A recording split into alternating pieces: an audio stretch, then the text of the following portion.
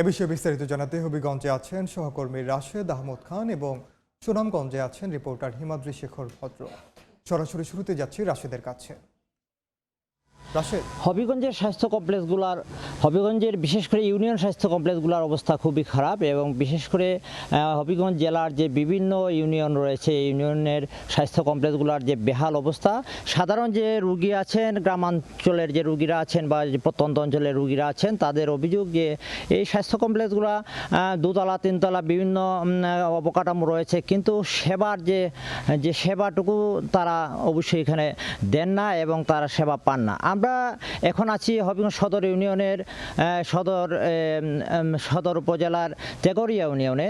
এই ইউনিয়ন স্বাস্থ্য পরিবার কল্যাণ কেন্দ্র এটি আমরা 2টার আগে এখানে এসেছিলাম। আমরা দেখেছি এটি বন্ধ রয়েছে এবং কোনো ধরনের লোকজন এখানে নাই।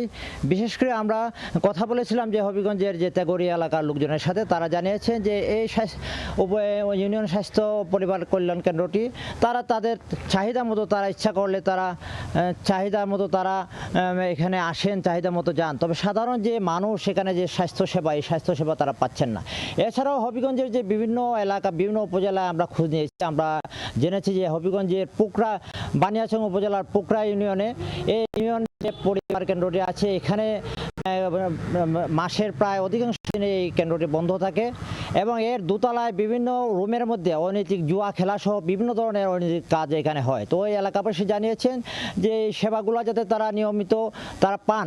সরকার যেহেতু এখানে স্বাস্থ্যসেবার জন্য এই ইউনিয়ন পরিবার কেন্দ্রগুলো তৈরি করেছে, তারা যাতে প্রকৃত স্বাস্থ্যসেবা এখানে পান, এটাই তাদের দাবি। তো আমরা এখন চলে যাচ্ছি সুনামগঞ্জে, সেখানে আছেন হিমাদ্রি শেখর ভদ্র, তিনি জানাচ্ছেন সর্বশেষ খবর।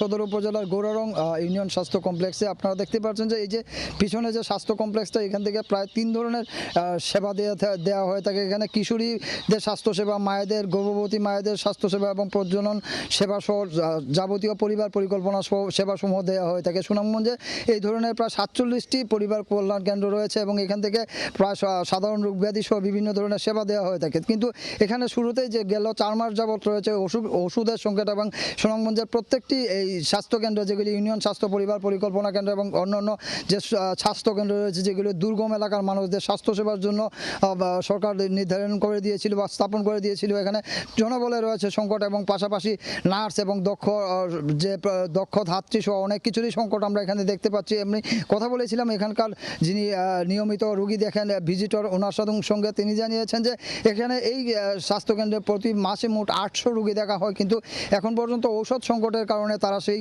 কাঙ্ক্ষিত সেবাগুলি দিতে পারছে না। অনেকটা ওষুধ প্রেসক্রাইব করে তারা সেই দায়িত্বটুকু পালন করছেন। গেল 4 মাস যাবত এই 47টা স্বাস্থ্যকেন্দ্রে এই ধরনের ঔষধের সংকট দেখা দিয়েছে এবং এই ঔষধের সংকটটা আগামী জুন মাসে সেটা সমাধান হতে পারে বলে তারা জানিয়েছেন। পাশাপাশি আমরা কথা বলেছিলাম জেলা স্বাস্থ্য কর্মকর্তার সাথে এবং পরিবার পরিকল্পনা কর্মকর্তার সাথে।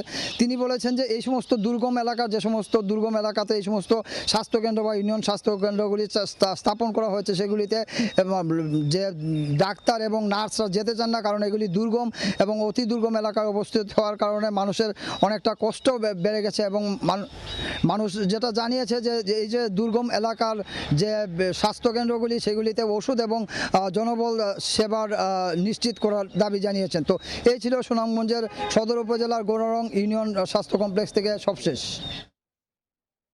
সরাসরি যুক্ত ছিলাম সুনামগঞ্জ এবং হবিগঞ্জে।